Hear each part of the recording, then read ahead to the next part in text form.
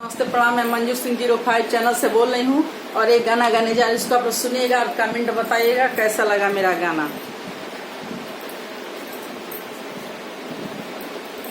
सासू की मार से दर्द हमरा होला राजा, सासू की मार से दर्द हमरा होला राजा।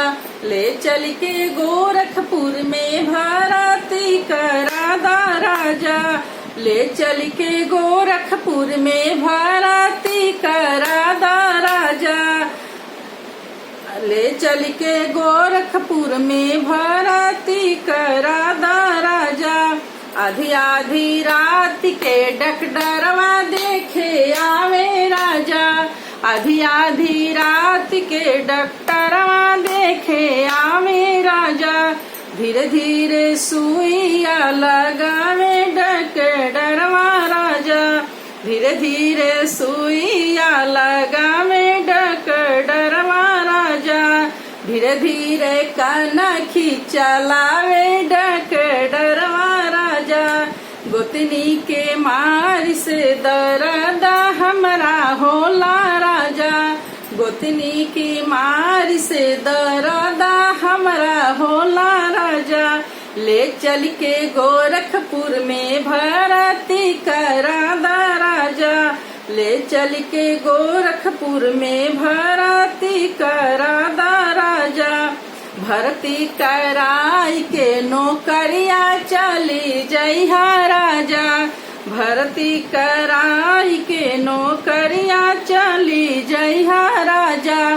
आधी आधी रात के डॉक्टरवा देखे आवे राजा, आधी आधी रात के डॉक्टरवा देखे आवे राजा।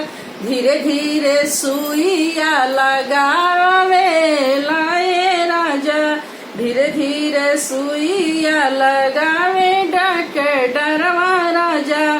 धीरे धीरे कनखी चलावे डॉक्टरवा राजा।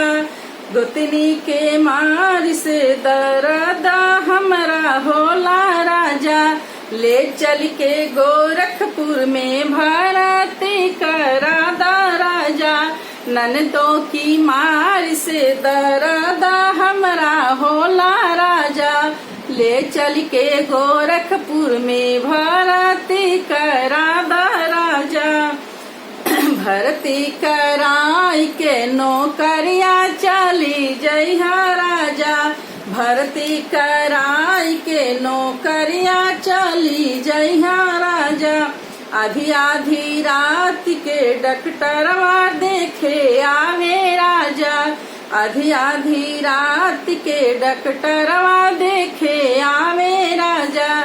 धीरे धीरे सुइया देला धीरे से दवैया राजा, धीरे धीरे सुइया देला धीरे से दवैया राजा।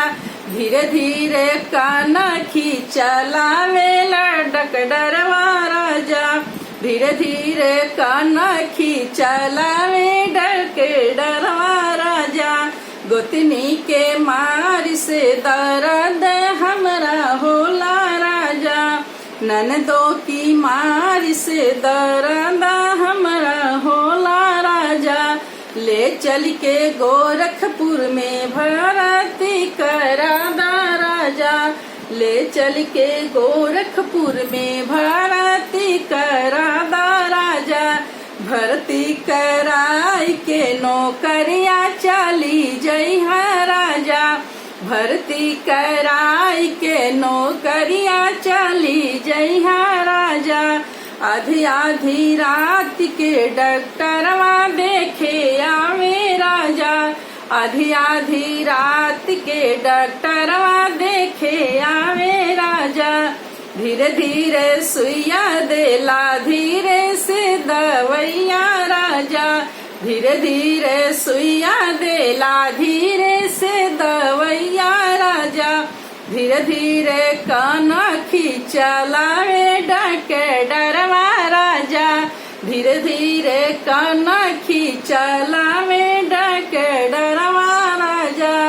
गोतनी के मार से दर्द हमरा होला ले चल के गोरखपुर में भर्ती करा दी राजा, ले चल के गोरखपुर में भर्ती करा दी राजा, भर्ती कराई के नौकरिया चली जाई राजा, भर्ती कराई के नौकरिया चली जाई राजा। नमस्ते आप लोग को, सभी लोगों को पसंद आए शेयर लाइक सब्सक्राइब जरूर करिएगा।